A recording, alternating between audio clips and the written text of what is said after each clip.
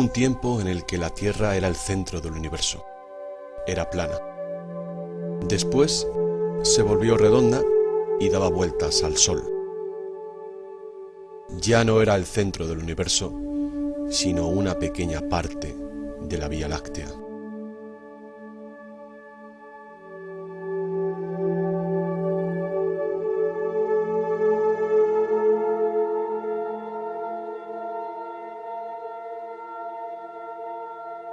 La Vía Láctea era la única galaxia hasta que dejó de serlo.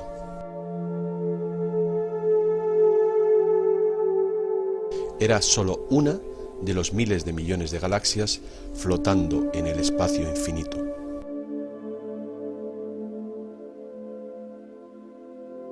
Cada vez que pensamos que lo sabemos todo, nos damos cuenta de que solamente hemos encontrado una parte de la realidad. Es un gran puzzle con muchas piezas.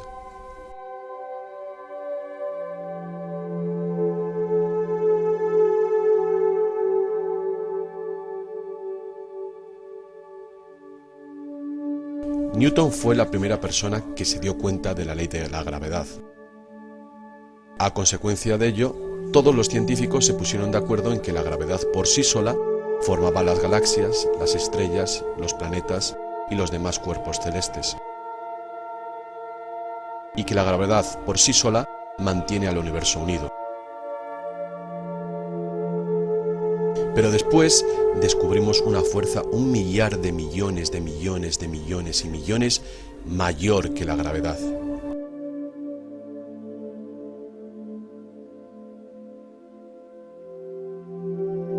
Hasta hace poco pensábamos que el espacio entre los planetas estaba vacío. Ahora sabemos que está lleno de partículas cargadas eléctricamente.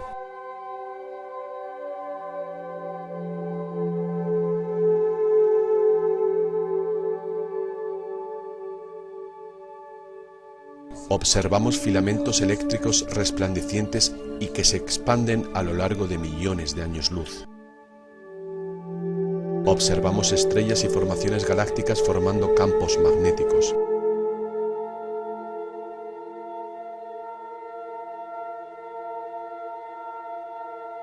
Solo las corrientes eléctricas producen campos magnéticos.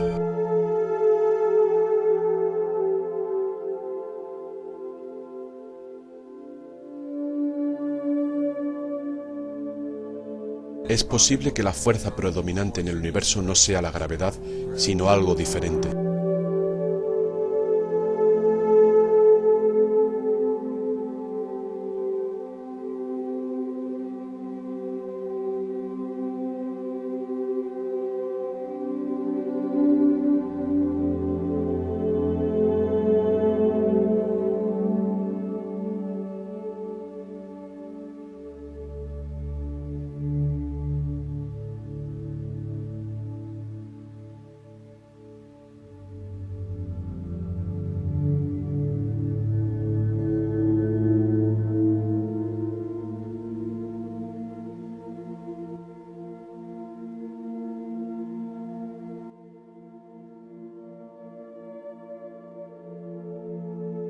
Recientes descubrimientos en el espacio han sorprendido a los astrónomos. Las teorías usuales de la ciencia no son capaces de predecir ni de explicar los fenómenos que ahora estamos observando.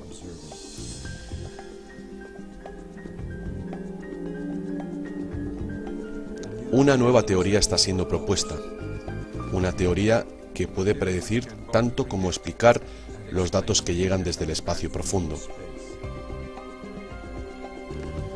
Sus consecuencias son profundas y afectan a todos los principios científicos.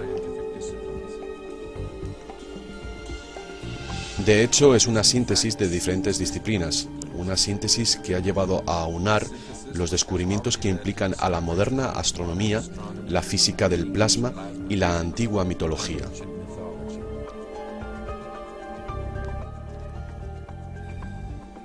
El modelo eléctrico ofrece una nueva interpretación del funcionamiento del universo, la historia de nuestro sistema solar e incluso la historia del ser humano.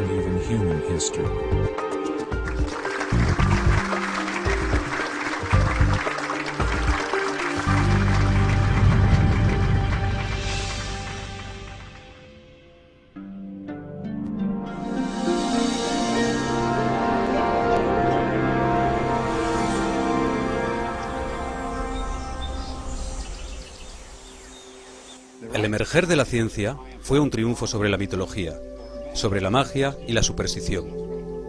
Por eso hoy día la palabra ciencia resuena a lo que es verdad. En el otro lado, la palabra mito nos habla de ficción, no verdad.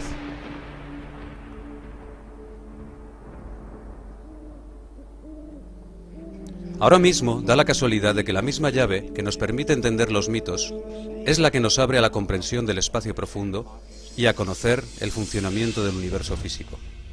Esa llave es la electricidad.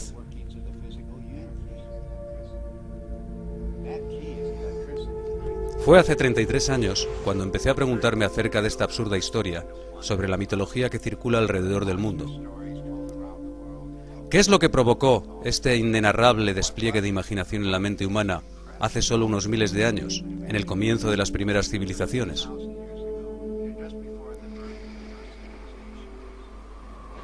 Llegué a la conclusión de que los mitos emergieron a partir de unos eventos naturales extraordinarios. Nuestros ancestros vieron cosas en el cielo que no se ven hoy en día. Esos eventos fueron inspiradores y al mismo tiempo bellos y terroríficos. Así que no debe sorprender que los mitos sean tan incomprensibles. Por supuesto que son incomprensibles. Las referencias celestiales ya no estaban presentes. Fue en 1994 cuando me invitaron a Estados Unidos a una conferencia que trataba de la posibilidad de que el cielo que veían nuestros antepasados fuera diferente al que vemos actualmente. Yo estaba interesado en esta idea porque podía explicarse a partir de la influencia de los campos electromagnéticos en nuestro sistema solar. Así que sufrí un shock cuando vi las diapositivas que enseñó David Talbot, mostrando pictogramas de civilizaciones de todo el mundo, mostrando el mismo dibujo que reconocí inmediatamente como un plasma de descarga eléctrica en laboratorio.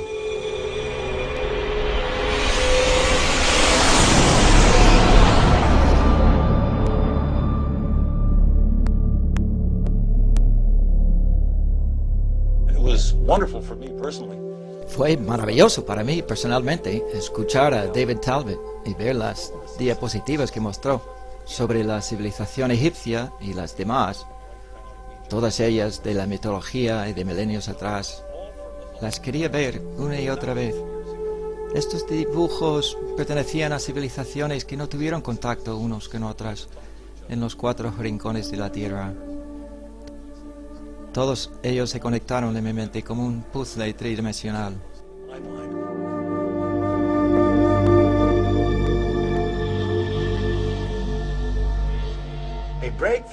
Un punto de cambio se produjo en mí cuando me di cuenta de que muchas diferentes culturas de todo el mundo usan diferentes palabras, símbolos y mitos para describir las mismas formaciones en el cielo. El Uroboros, la serpiente celestial mordiéndose el rabo, se encuentra en cada continente, pero no tiene relación con lo que ahora observamos en el cielo. Para todos los arquetipos es parte de un cielo extranjero.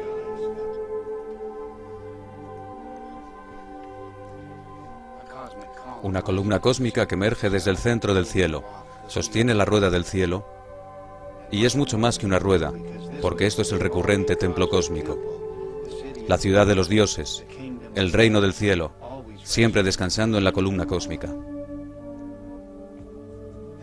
Luego está la imagen de los 4 ríos o sendas, radiando desde el centro del cielo hacia afuera de la frontera, la circunferencia de la rueda. Las más simples historias te llevan invariablemente a la historia completa de la mitología mundial. El viaje del héroe despliega esta historia del eje de las ruedas. La madre diosa encuentra su identidad entre el eje y los radios de la rueda, el centro.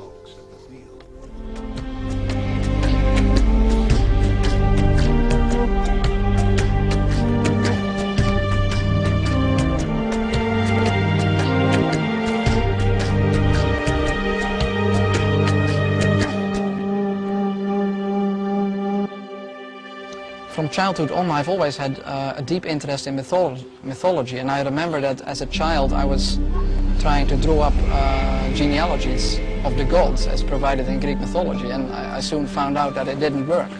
nor did anything else in mythology seem to work. There was no singular fitting explanation that would make sense of these stories. So I basically laid this whole subject to rest, and I didn't look at it for many years. Until I came across the work by Dave Talbot and Everett Cochran mainly, whose articles were real eye-openers for me. And as soon as I began to read these articles, it became clear to me that we were really looking here at a very important key to the unlocking of myth. And the recent findings provided by plasma physics are capable of providing that key.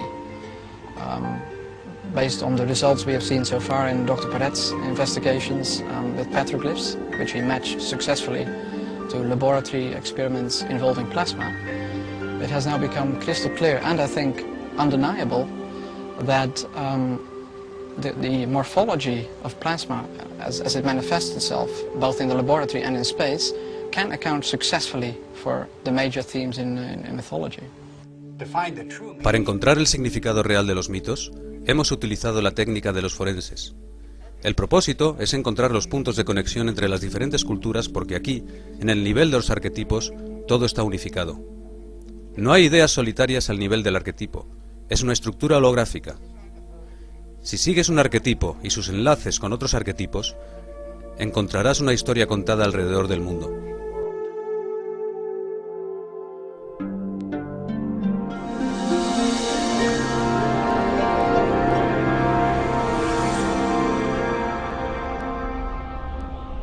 A lo largo de la historia hemos creído que los estados de la materia eran sólido, líquido y gaseoso.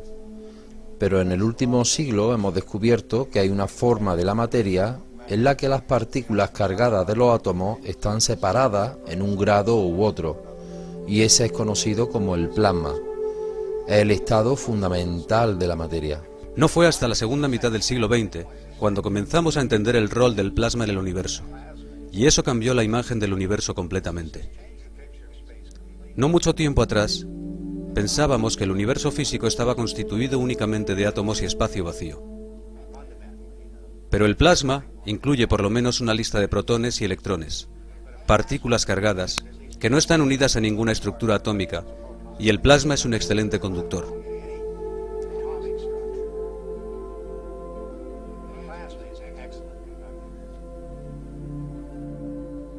Los electrones se mueven eficientemente en la dirección del equilibrio de la carga positiva-negativa. Y esto es lo que se llama una corriente eléctrica. La razón por la que vemos campos magnéticos por todo el espacio es porque la corriente eléctrica produce campos magnéticos.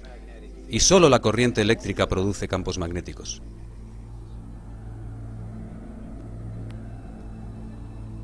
Los astrónomos que trabajan únicamente con ecuaciones acerca de la gravedad no pudieron anticipar la existencia de vastos campos magnéticos en el espacio cósmico.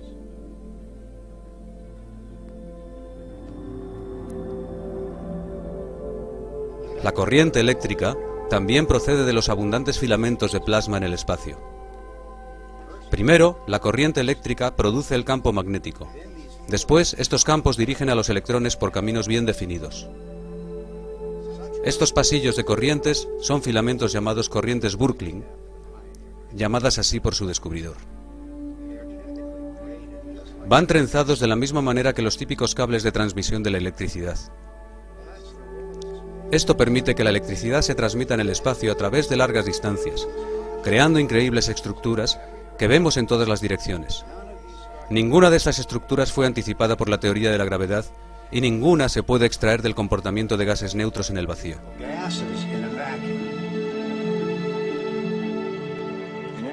En toda teoría sobre el universo, el plasma es decisivo porque desde que comenzamos la era espacial lo hemos encontrado en el 99,9% del universo físico. Así que a nivel de la Tierra es muy difícil explicar una cosmología del universo que no tenga en cuenta el plasma. Bueno, el plasma se comporta de una manera extraña comparado con la materia normal. La materia que encontramos en los líquidos, sólidos y gases en la Tierra.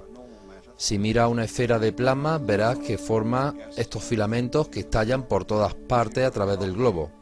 Si lo miras de cerca, verás que son dos filamentos gemelos trenzados entre sí.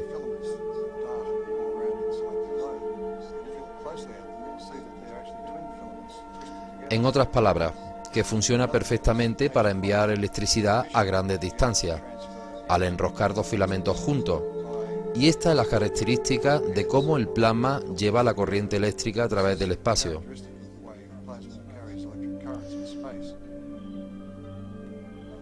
Este es uno de los puzzles que están encarando los astrónomos en esta era del espacio, desde el descubrimiento de las estructuras de filamentos en galaxias alrededor de las estrellas, hasta incluso en las colas de los cometas y los planetas. Sus estructuras de filamentos nos producen sorpresas. Ahora mismo tenemos físicos del plasma que están haciendo importantes experimentos en todo el mundo, y una de las virtudes del plasma es que se puede extrapolar a enormes cantidades de magnitudes. En otras palabras, un fenómeno de descarga que se puede ver en un laboratorio sobre unos 100 metros, se puede extrapolar al tamaño de una galaxia y verás la misma estructura. Esto introduce una nueva era en la cosmología en la que podemos hacer experimentos en la Tierra que pueden verificar ideas o teorías acerca de cómo funciona el resto del universo.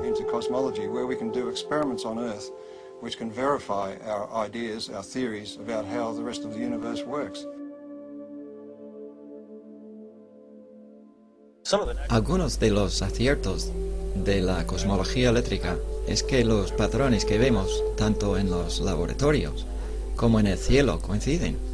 Un buen ejemplo de ello es el trabajo de Anthony Perret, que fue un graduado de la Universidad de Filadelfia, y se supone que es el fundador de la cosmología eléctrica. Este hombre simuló en un supercomputador lo que parecía una galaxia en espiral, sin usar nada que tuviera que ver con la gravedad, y utilizando únicamente una nube de cargas eléctricas y campos magnéticos. Lo interesante es que quizás las galaxias en espiral en laboratorio tienen casi exactamente las mismas propiedades de rotación que las galaxias de estrellas reales que vemos en el cielo.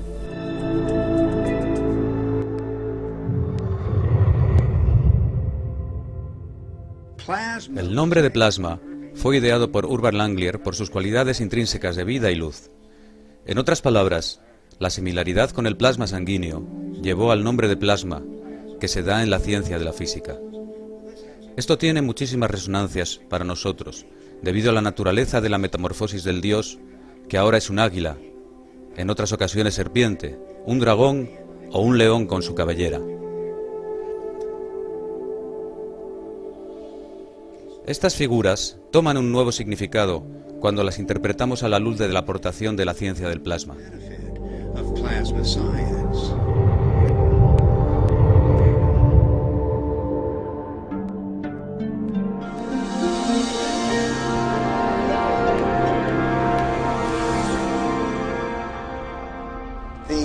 Los nuevos instrumentos que se desarrollaron en la era espacial expandieron nuestra habilidad para percibir cosas, hechos.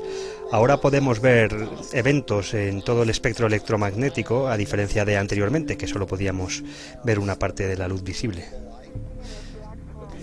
Además, tenemos sensores en el espacio que nos han llevado lejos del antropocentrismo y el heliocentrismo que predominaban anteriormente.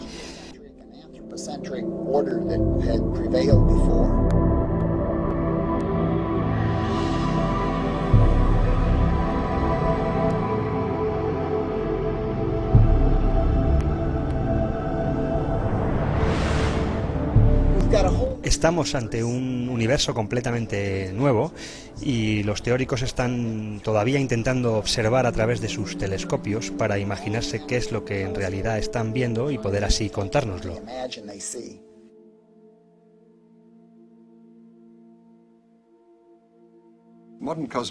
La cosmología moderna nos da una visión desconectada del universo.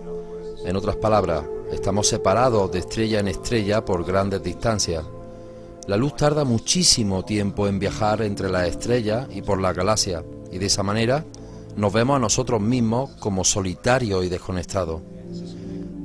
El universo eléctrico forma un punto de vista diferente.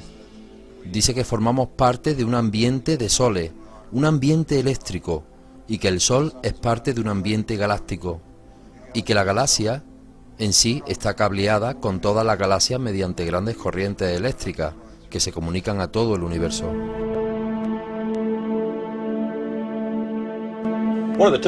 Una de las típicas cuestiones que se pregunta a los cosmólogos del plasma es ¿cómo sabéis que hay electricidad en el espacio?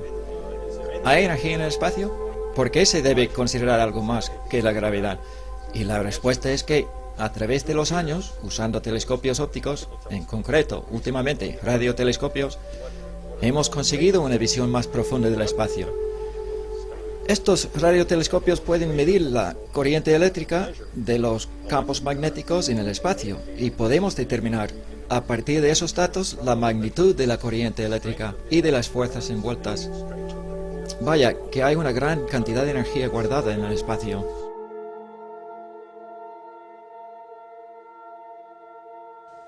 Los dos pilares de la cosmología moderna están basados en la teoría de la relatividad y la teoría cuántica. Fue el propio Einstein quien reconoció que las teorías no eran compatibles, y eso es así porque la relatividad trata con la formación de la materia y es una consecuencia de la curvatura del espacio. El universo eléctrico, por contra, lidia con la estructura eléctrica de la materia en el nivel subatómico y de ahí extrapola a las criaturas vivientes y a la galaxia, los planetas, los soles, el universo entero, y postula que la estructura eléctrica del universo genera las increíbles imágenes que vemos en el espacio.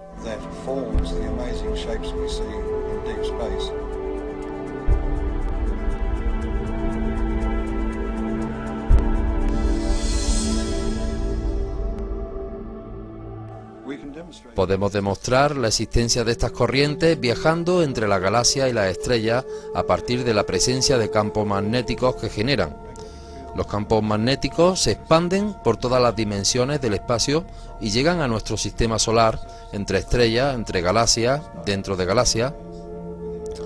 Dado que los campos magnéticos solo pueden generarse a través de una corriente eléctrica, en otras palabras, para que continúe un campo magnético en un periodo de tiempo se requiere que haya una entrada de corriente eléctrica en ese campo magnético, y eso nos lleva a la cuestión de dónde viene esa electricidad.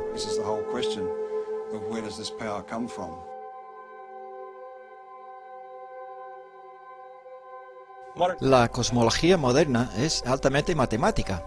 De hecho, antes bromeábamos que la única gente que entendía la cosmología eran los propios cosmólogos. Si de verdad te paras a pensar, la base de la cosmología se basa en una descerebrada relatividad mecanicista. Y cuando Einstein extendió sus ideas, ignoró por completo el aspecto eléctrico.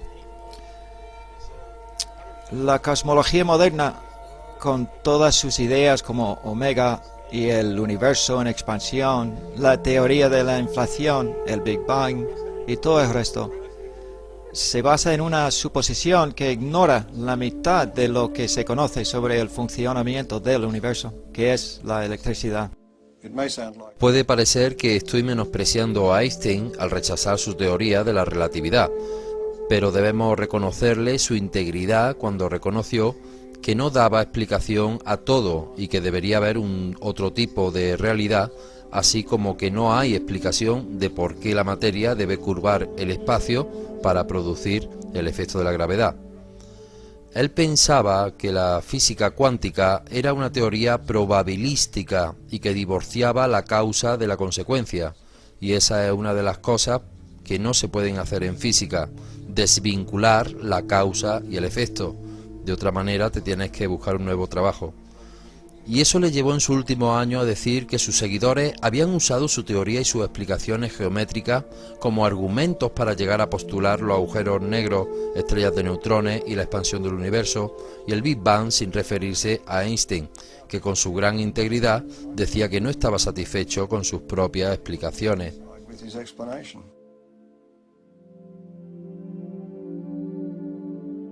Uno de los problemas que encararon los astrónomos después del comienzo de la era del espacio fue descubrir la existencia de explosiones concentradas de energía en el espacio sideral. Y eso quiere decir que para ellos, puesto que la gravedad era considerada la única fuerza, se requeriría una increíble concentración de masa, porque la gravedad es una fuerza muy débil.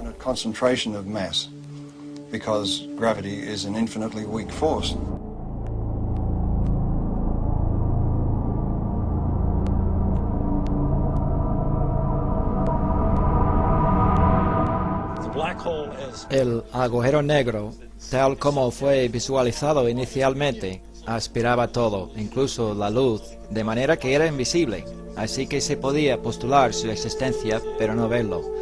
Y como no podíamos verlo, no se podía probar que estuviera ahí.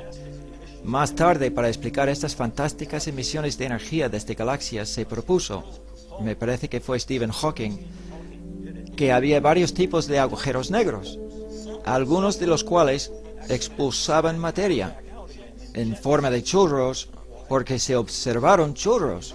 Con el modelo eléctrico es bastante sencillo de explicar. La electricidad que tú tienes en casa, el calefactor, la lavadora, etcétera, se produce a una gran distancia de tu casa. En el espacio profundo ocurre lo mismo. La energía que vemos concentrada en lo que llaman agujeros negros se puede explicar fácilmente como la concentración de corrientes eléctricas procedentes de diferentes partes de la galaxia o incluso del universo. Y en estas grandes liberaciones de energía es lo que forman estos chorros que vemos explotar en diferentes partes de la galaxia. And it is this explosive release of energy which forms the vast jets that we see lit up and exploding from the centers of active galaxies. También hemos observado fuentes dobles de energía en diferentes partes de la galaxia, y esto fue predicho por Hans Wolfheim, el fundador de la ciencia moderna del plasma eléctrico, y que es hasta ahora explicado por la astronomía estándar. Otro de los fenómenos interesantes en el cielo es el llamado pulsar. Un pulsar es un objeto al que se le ha detectado emisiones de pulsos de luz y radiactividad en diferentes espectros. Estos pulsares son extremadamente raros. Son de milisegundos, como las luces de las discotecas, pero no intermitentes, sino girando como un faro. Pensando en esto, los astrónomos se acordaron de los faros, algo que está dando vueltas. Los rayos giran tan deprisa que esta cosa parece que están haciendo flashes. Una vez que la repetición de pulsares observados ha sido constatada en un rango de milisegundos, eso significa que esta estrella que está lanzando estos rayos de radiación puede estar rotando a una velocidad de 300 veces por segundo. Estamos hablando de la velocidad del cepillo de un dentista.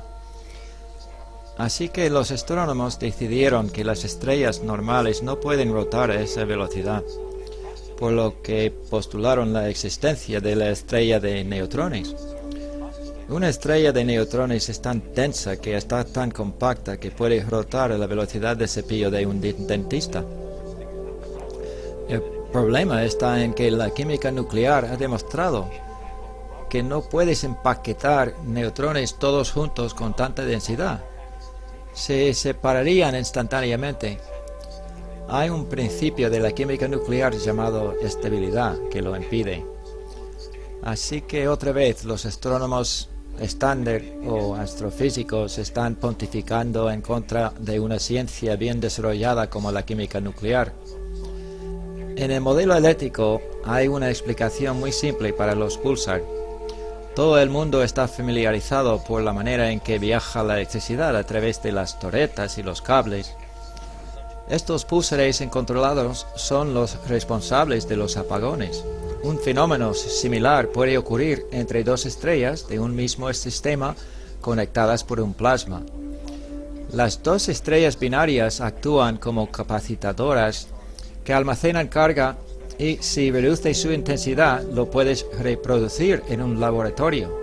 Es un aparato que se llama oscilador de descarga y que los ingenieros eléctricos utilizamos desde hace décadas. La idea de producir pulsar cada millonésima de segundo es algo sencillo en el campo de los ingenieros eléctricos. No requiere neutrinos ni materia extraña o aparato ficticio. Lo único que se requiere es dos capacitadores, una batería y una resistencia. Y eso es lo que creemos que es capaz de hacer un sistema binario de las estrellas conectadas por un campo de plasma. Un ion típico en el viento solar átomos de hidrógeno de color azul moviéndose a una velocidad de 29 kilómetros por segundo, que es lento para los iones del Sol, en el campo del magnético del Sol experimenta fuerzas magnéticas potenciales que son como 10 millones de veces la fuerza de la misma, pero de signo gravitacional. Un experimento que ejemplifica muy bien la comparación entre la fuerza de la gravedad y la magnética es la simple idea de una canica de metal en una mesa de madera. La masa entera de la Tierra está tirando hacia abajo a ese bolite de metal y es lo mismo que en el espacio. Pero un niño coge un imán y ¡pluc!, lo pilla con facilidad. Esa bolita se eleva instantáneamente con un imán.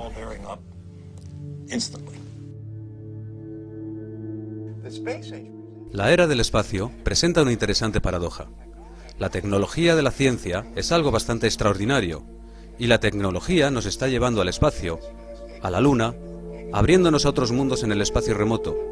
Pero los nuevos telescopios y las nuevas maneras de medir nos están abriendo a lo que ocurre en el espacio.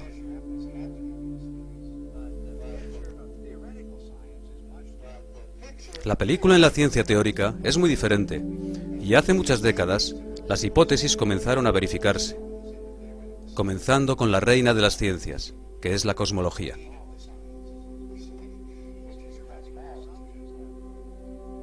Estos postulados teóricos han estrechado o ligado todas las demás ciencias teóricas. La cosmología trabaja con las grandes preguntas, con las fundamentales. ¿Cómo comenzó el universo? ¿De qué está hecho? ¿Cuándo finalizará? Así que muchas de las construcciones teóricas, como el Big Bang, la teoría de la fuerza, la materia oscura, agujeros negros, formaciones de estrellas, formaciones de galaxias, todas han nacido de los supuestos primero postuladas por los cosmólogos. Al mismo tiempo, estos postulados han creado fronteras para otros científicos teóricos, bajando desde los astrónomos y astrofísicos, con la ciencia del espacio, la teoría del Sol, hasta la historia de la Tierra y del ser humano. Todas ellas se han definido a partir de las fronteras de lo posible, marcadas por la ciencia suprema, la cosmología.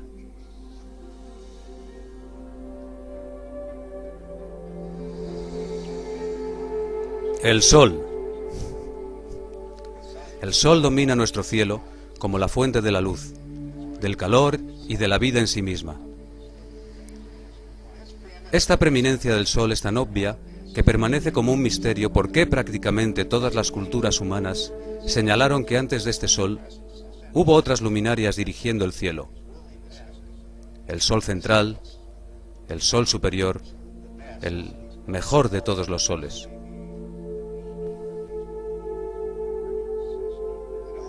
En todas estas culturas, cualquiera que sea el significado de esas tradiciones, insisten en que el Sol está cambiando. Por supuesto que nuestras ideas sobre el Sol han cambiado. Solo unos siglos antes se decía que nuestro Sol era una fogata ardiendo en el cielo. Ya a comienzos del siglo XX, bajo la influencia de la teoría gravitacional, el Sol era un colapso gravitacional, una nube nebular. En la era atómica, los astrónomos empezaron a visualizar al Sol como una central nuclear en su interior. Pero ahora estamos en la era de la ciencia del plasma, con descubrimientos de corrientes eléctricas en el espacio, y es imposible que estos descubrimientos no cambien nuestra visión sobre el Sol otra vez.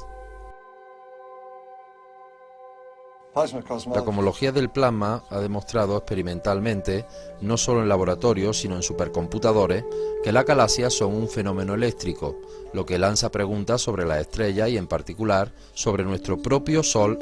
Cualquier teoría sobre el Sol debe explicar cómo es capaz de continuar su combustión interna durante miles de millones de años, y también la relación entre su masa y su tamaño. En cuanto se descubrió la energía atómica, se propuso que era la energía primordial del Sol. En todas estas teorías, el Sol es un cuerpo desconectado y aislado, y debe consumirse cuando se acabe su vida para proporcionar el calor y la luz que nos da. Pero si está conectado con el resto del universo, no necesita consumirse de ninguna manera. Y la energía que recibimos en realidad proviene de la galaxia. El Sol es un foco que refleja la energía.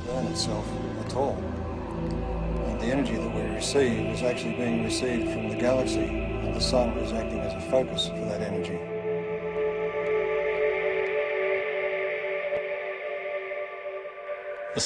El Sol es, de hecho, una estrella bastante típica, y si queremos entender las estrellas y la cosmología, deberíamos entender el Sol.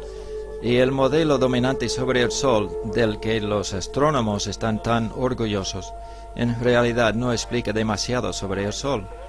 Primero, la corona. Todo el mundo ve la bonita corona que recubre el Sol. ¿Por qué está ahí? Es claramente un fenómeno eléctrico. Why is it there? It's clearly an electrical phenomenon.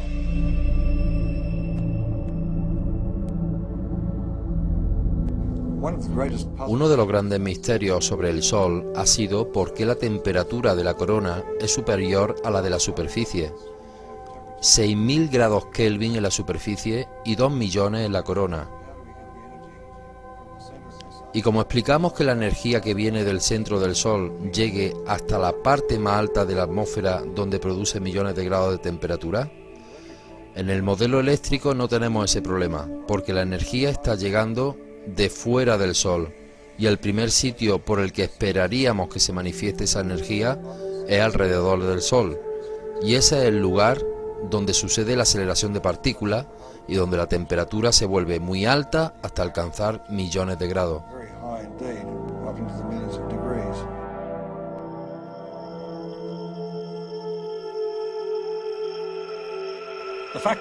El hecho de que las partículas del viento solar aceleran e incrementan su velocidad en distancias alejadas al Sol, y el hecho de que esas partículas están cargadas eléctricamente, para mí, como ingeniero eléctrico, me llevan a la conclusión de que es un proceso eléctrico.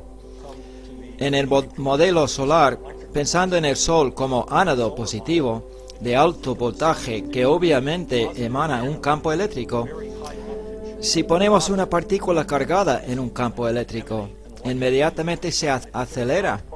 Esa es la manera como se aceleran partículas en la Tierra. Es la manera como todo físico hace que se aceleren las partículas. Se las pone en un campo eléctrico.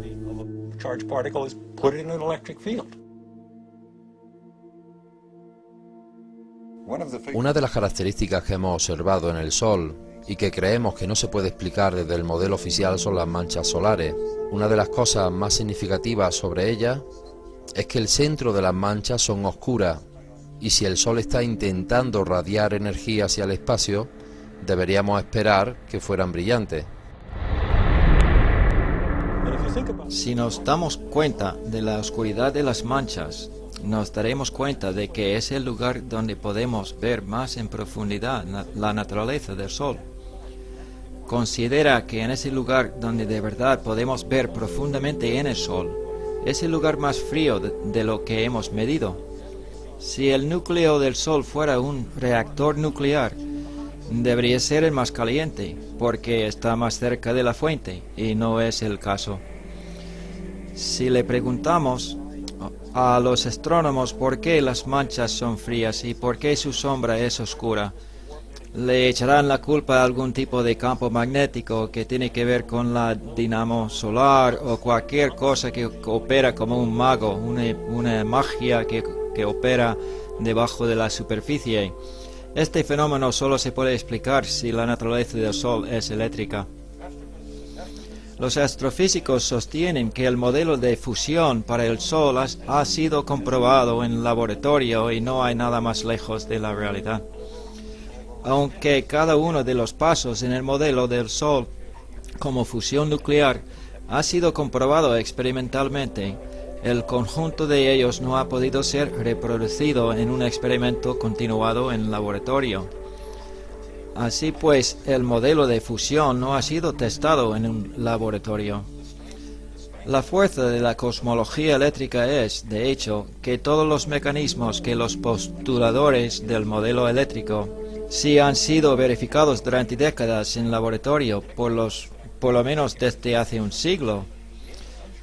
La extrapolación del plasma es bien conocida y los modelos eléctricos han sido comprobados en cada paso de la cadena.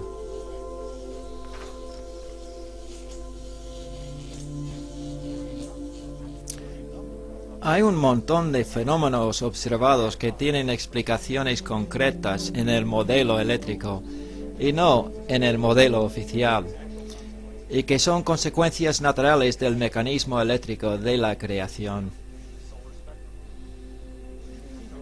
Elementos pesados, espectro solar, deficiencia de neutrinos, variabilidad de neutrinos, atmósfera solar, diferencia de rotación por latitud, diferencia de rotación por profundidad, remolinos de plasma en la región del ecuador, migración de manchas solares, migración de penumbra solar, el periodo de las manchas solares en sí mismo, la fuerza del campo magnético, el incluso campo magnético, sismología solar, densidad solar, el cambio de su tamaño. Todos estos fenómenos de la lista son consecuencias naturales del modelo eléctrico del Sol. Los astrónomos oficiales intentan pasar por alto estas incoherencias de su modelo diciendo, bueno, un día serán resueltas. Yo mantengo, al igual que mis colegas, que no son solo incoherencias, sino que son la prueba de la falsedad de su modelo porque son importantes, no son secundarias. Son observaciones que tiran por atrás el fallido modelo de la fusión solar.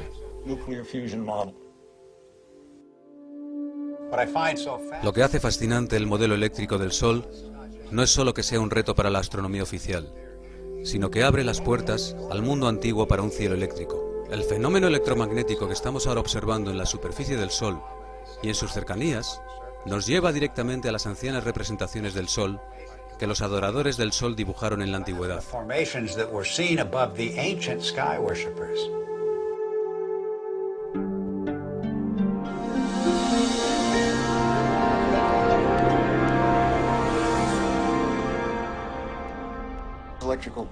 La corriente eléctrica en el espacio puede tanto ser invisible como visible. Si es muy difusa, en otras palabras, si hay poca energía por kilómetro, será invisible. Pero si esta energía está muy concentrada, comenzará a resplandecer. Entonces nosotros vemos este resplandor en las estelas de los cometas, por ejemplo. Cuando esta energía está muy concentrada, vemos manchas y resplandores, fenómenos relacionados con las descargas eléctricas.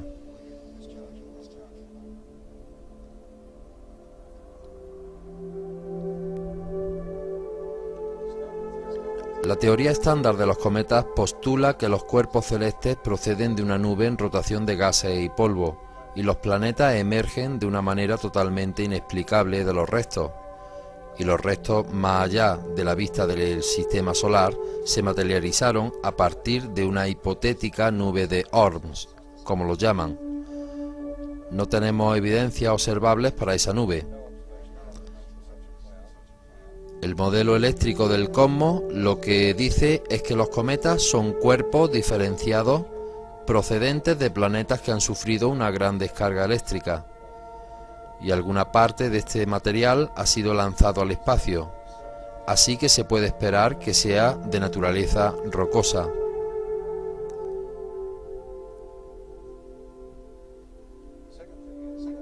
La segunda cosa es que, ya que los cometas trazan una órbita alargada tanto cerca como lejos del Sol, en esa trayectoria su carga cambia. Al permanecer la mayor parte de su trayectoria fuera del sistema solar, su voltaje refleja el de fuera del sistema solar.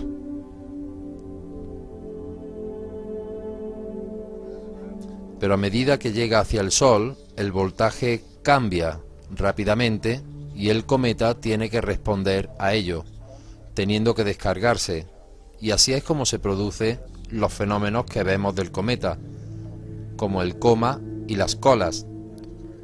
Esto crea una gran diferencia entre los dos modelos.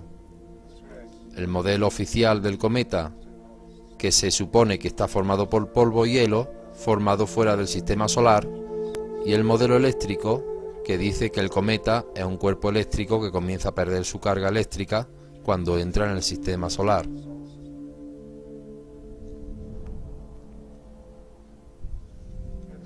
Desde que empezamos a observar de cerca a los cometas, y el Halley fue el primero que fue observado por varias estaciones, se descubrió el asombro de los astrónomos, que el material que despedía el cometa en forma de chorros rectos parecían salir de unos círculos de una zona redonda en el cráter.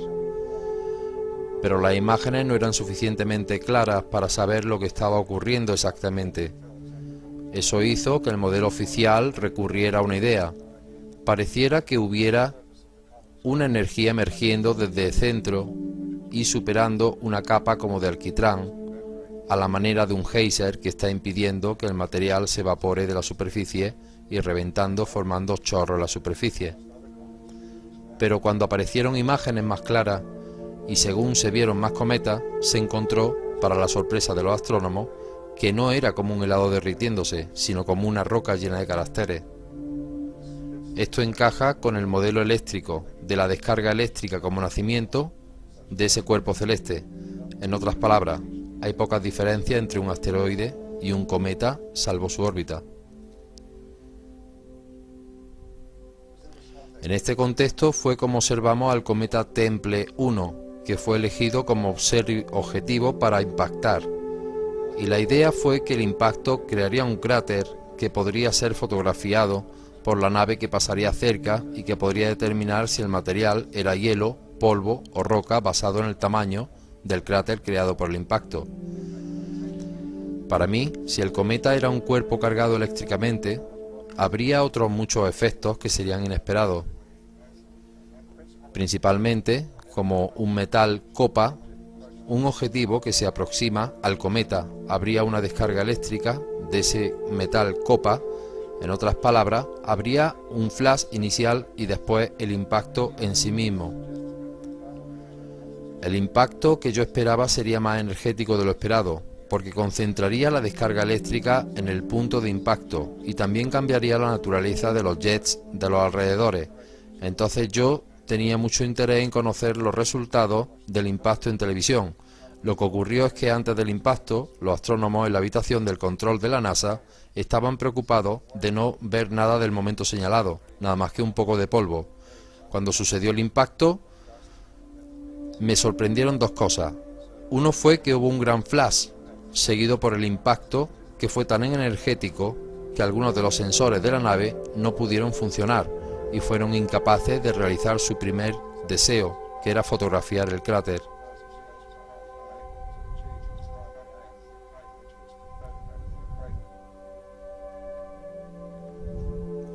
Graciosamente dividido en polvo, aparte de la sorpresiva luminosidad de la liberación del polvo al impactar con el cometa, se debió a que fue tan brillante y tan potente. Uno de los iniciales descubrimientos fue que el polvo en el que se dividió era muy fino. Esto fue lo mismo que se descubrió con el cometa Halley y sorprendió mucho en aquella ocasión, al igual que ahora.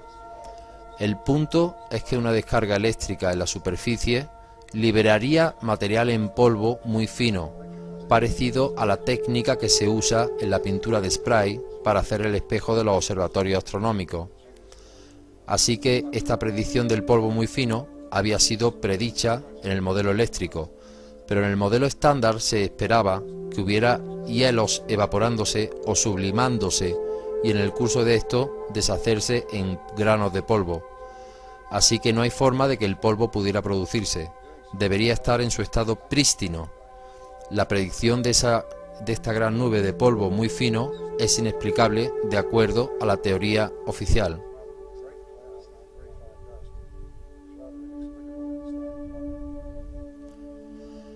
El modelo electromagnético de los cometas fue lanzado a la humanidad por las teorías de Emanuel Velikovsky, que fue quien hizo alusión a las fuerzas electromagnéticas como motores del cosmos. Uno de los pioneros en lanzar este tema de los cometas y el fenómeno eléctrico fue Ralph Huggers, cuando propuso el modelo eléctrico del Sol, que implica que todos los cuerpos dentro del sistema solar tienen que tener en algún nivel la aparición de algún cometa o el efecto de algún cometa asociado a él.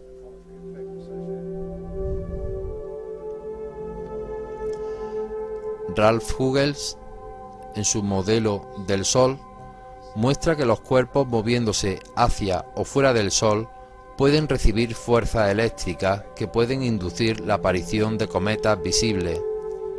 Asimismo, trabajando con Huygens, estaba el doctor Eric Milton, que hizo unas cuantas predicciones sobre el impacto de cometas sobre Júpiter, y su visión de la naturaleza eléctrica de estos impactos ha sido también reivindicada.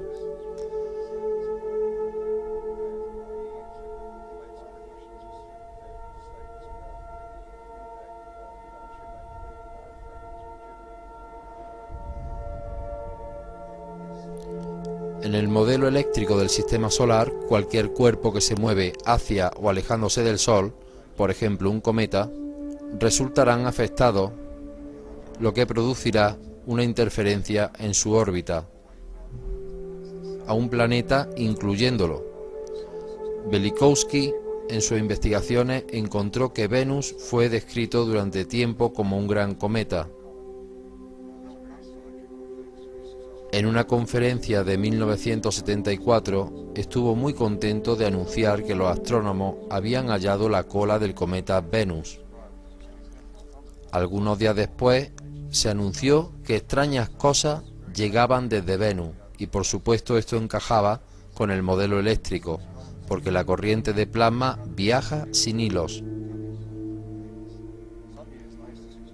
El descubrimiento del aspecto cometil de Venus lanza la cuestión del intenso calor que encontramos en Venus. Ese intenso calor no ha sido explicado para nada por la teoría oficial de que Venus es gemela de la Tierra, y lanza la posibilidad distinta de que Venus haya tenido una historia mucho más dinámica de lo que nos han dicho.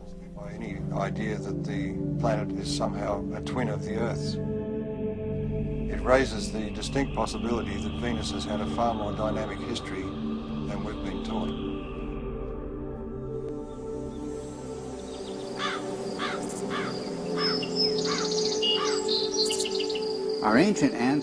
Nuestros ancestros estuvieron obsesionados por la influencia de los cometas.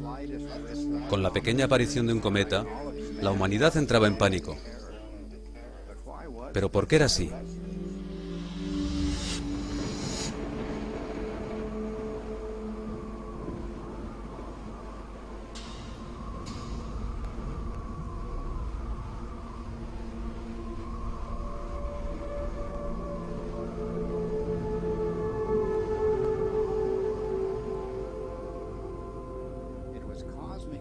Fueron las catástrofes cósmicas las que inspiraron las palabras antiguas sobre los cometas.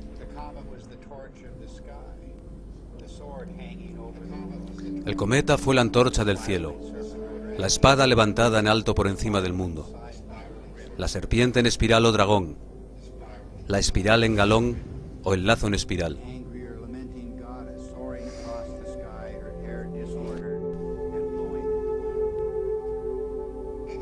Cualquiera que explore los orígenes de los antiguos cometas llegará a los trabajos de Manuel Velikovsky, el controvertido investigador que propuso que había una razón para los cometas alrededor del mundo. Nosotros experimentamos esa experiencia terrorífica. El mundo fue devastado por un cometa hace solo unos miles de años.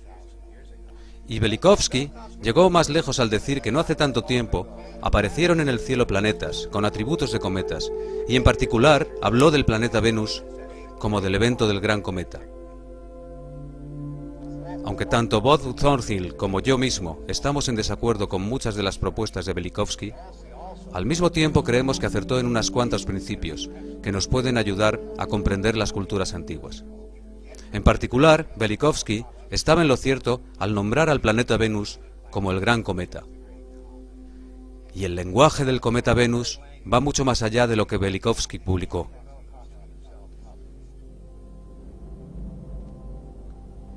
En todos los rincones del planeta, el léxico del cometa y el del planeta Venus coinciden. Venus es serpiente o dragón.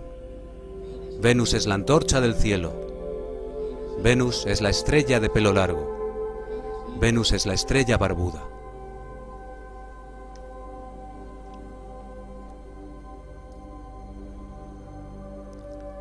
La diosa sumeria Inanna fue identificada con Venus. Ella era la dama de la vida. Por su terrible aspecto, se volvió una llama dragonada en el cielo.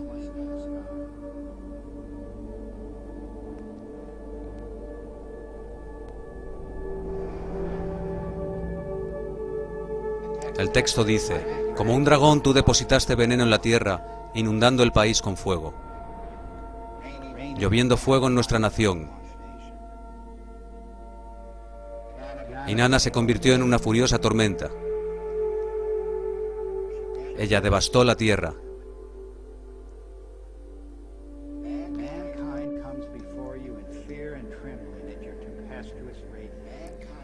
La humanidad tiembla asustada ante tu tempestuosa radiación.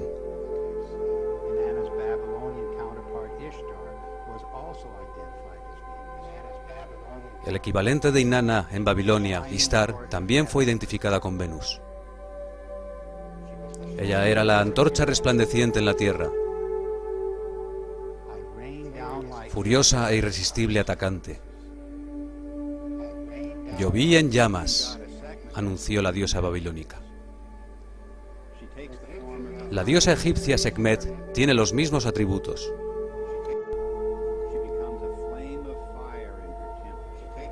Toma la forma de serpiente de fuego. Se convierte en una llama en fuego en su tempestad, una estrella dispersando su llama en el fuego. Sekhmet dice: el miedo a mí está en sus corazones y el sobrecogimiento está en sus almas. Nadie puede aproximársela, dicen los textos en el ataúd. Las corrientes detrás de ella son llamas de fuego. El aspecto más sorprendente es que la diosa aparece por todas partes exhibiendo su terrorífico aspecto de cometa. Se convierte en la hindú Kali y Durga, la griega Afrodita, Atenea, Medusa e innumerables otras.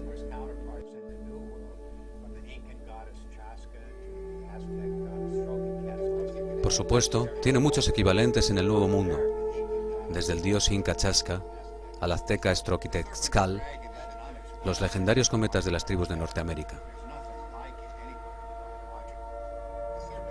La serpiente adragonada es un arquetipo mítico inexplicado todavía, porque no hay nada parecido en el mundo biológico,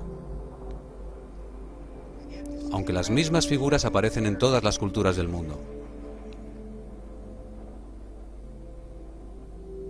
El pelo deshecho del dragón y su barba descuidada. No es su aspecto físico, representa gemelos entrelazados o trenzados, al igual que sucede con el plasma.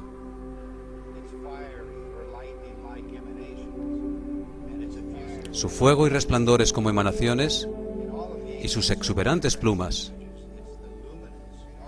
En todas las imágenes de serpientes y dragones de la antigüedad, es la luminosidad filamentosa, dragón, espiral, metamorfoseada y destructivo aspecto emergente. El mismo trazo que las descargas de plasma de alta energía.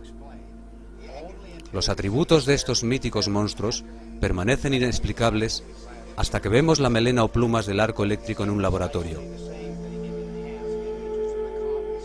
Vemos exactamente la misma imagen en el rastro que deja la cola de los cometas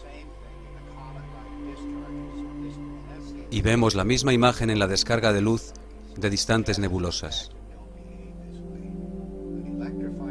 Los gases en el vacío no se comportan de esa manera, pero el plasma electrificado sí.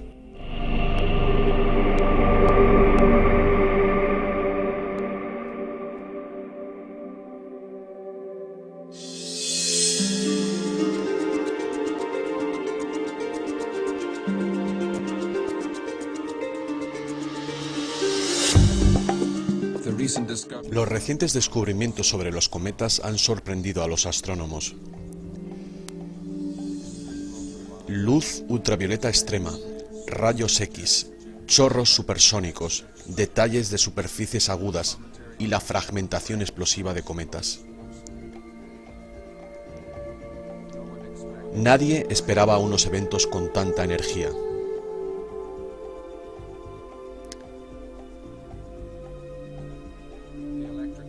El modelo eléctrico propone que el cometa es un objeto cargado eléctricamente que se mueve a través de campos eléctricos. Esto explicaría este fenómeno. ¿Pero qué es lo que crea el campo eléctrico? De repente, todo cambia. Empezamos a hablar de un sol eléctrico, de estrellas eléctricas y cosmología eléctrica. Y una nueva manera de cómo el universo funciona se abre a nuestras conciencias.